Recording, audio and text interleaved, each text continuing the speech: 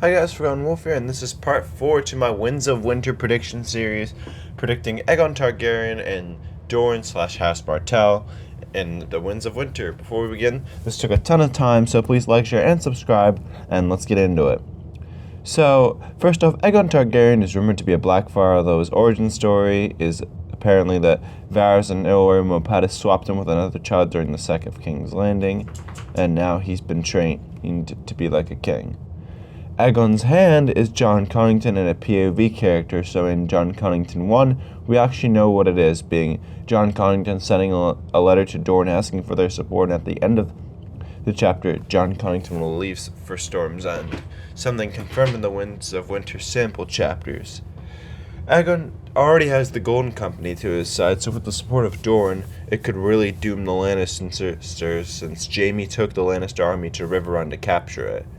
Moving on to the next chapter, it's Aegon Martell 1, where this chapter is confirmed by George R.R. Martin, and it's a sample chapter I used for Connington 1, and where we learn that Connington is moving to take Storm's End, and Dorne Martell receives the letter written to them by Aegon and Connington. He reads it to Arya, and then Dorne sends her to go negotiate with Aegon. Arya leaves for Griffin's Roost at the end of the chapter. The next chapter is Jon Connington 2, where Connington takes Storm's End, the seat of House Baratheon. It comes full circle for him. He lost everything due to House Baratheon, but now he's taken everything from the last Baratheon, Stannis. Connington then prepares to take King's Landing next. Now it looks like Aegon will take the Iron Throne, although Mace Tyrell is marching on Storm's End to take it from Connington. The next chapter is Aegon Martell 2, another chapter we do have in a sample chapter from George. What happens in this chapter is Aegon arrives in Griffin's Roost for some kind of tourney. She does learn that Jon Connington has taken Storm's End, but she hasn't met Aegon yet. However, Arya does think that she will marry Aegon. Yeah, I'm not sure about that one, but that's for later in the video. The next important event isn't shown in a chapter, but it will play a key role in the upcoming battle for King's Landing. This is what I'm calling the Battle of Kingswood, although it's not going to be really a battle, as Connington is trying to march on King's Landing, but he'll run into Mace Tyrell, as Tyrell is trying to take Storm's End. They meet in the Kingswood, however, this won't be a battle, as Mace Tyrell will learn that Tommen is dead, and with that, the Tyrells do not have to support the Lannisters anymore, which is something they have been regretting for a while now. Jon Connington will convince the Tyrells to join Aegon, and it won't be a marriage pact since that is being set for Aegon and Aegon Martell. Now Connington marches on King's Landing with the army of the Golden Company and the Tyrell army, but Margaery Tyrell will still be a captive of the Lannisters. By Lannisters, I mean Cersei. Moving on to Aegon 3, where Aegon Martell will finally meet Aegon Targaryen. They discuss about Aegon going to become king, and eventually the episode back and forth. Aegon pledges Dorne to Aegon's side in exchange for a betrothal until after the war is won and Aegon becomes king.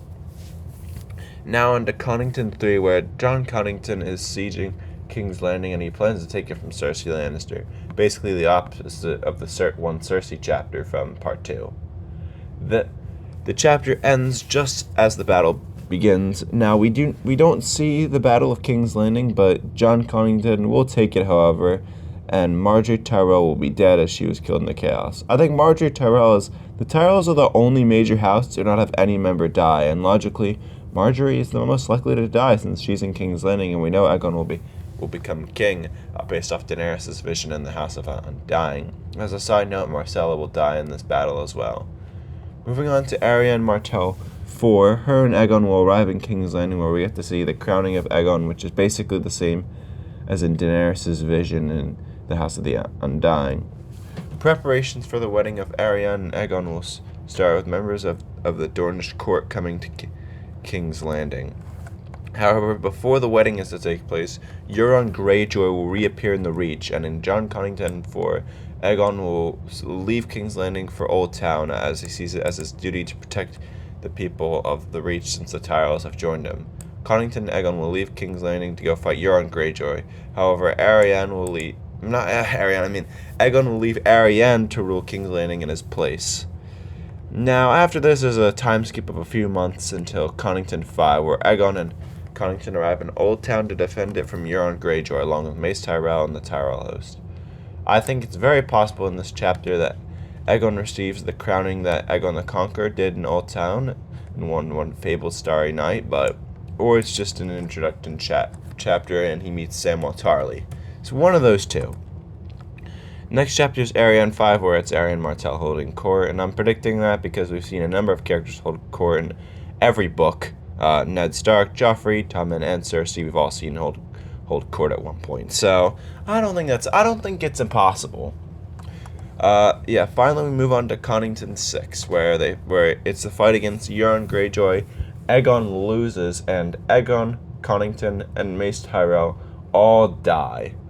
This might seem huge, but Aegon is kind of a tragic character, and realistically, if the Winds of Winter and A Dream of Spring won't be split up into two, Aegon has got to go, so they've got to simplify it to be Daenerys, Jon Snow, and Cersei all fighting each other as the White Walkers are about to march on the north.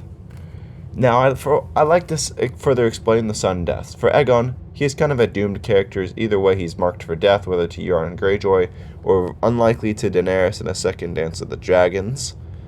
And for Connington, he has grayscale, and even if he survives this, I think he'll die because I still expect Samwell Tarly to treat Jorah Mormont for grayscale at some point during the Winds of Winter, and Sam will find a cure to grayscale. And without Aegon, there's really no point in having Jon Connington there.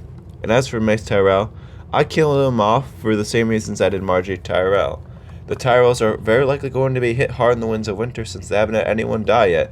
Most of the great houses have had 2. The Starks had 2, the Lannisters had 2 already, and probably 2 more coming. Dorne had 2 members of their house die, and the Tullys have had 2 members of their house die. Baratheons have had 2, and the Vale had Jon Arryn. And maybe Harry Harding.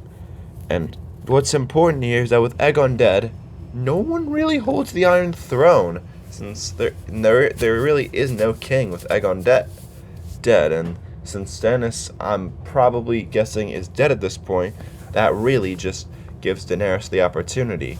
In Arianne 6, it's the final Arianne chapter of the Winds of Winter, where Arianne learns of 2 things. 1, Aegon is dead, which makes her very sad and extremely upset at missing out on the opportunity to become queen. And 2, Daenerys has arrived on Dragonstone. She's in Westeros. From there, you can obviously say what's going to happen next, which is Daenerys will fly to King's Landing and seize it, but that is for part 6. Thank you guys so much for watching this. In the next part, I will be predicting the Greyjoys, Euron, Asha, Theon, and Victarion. But if you want more like this, at 100K views, I'll do a video on the life of Tywin Lannister, and at 1K likes, I'll do a video on the life of Robert Baratheon. But until next time, bye!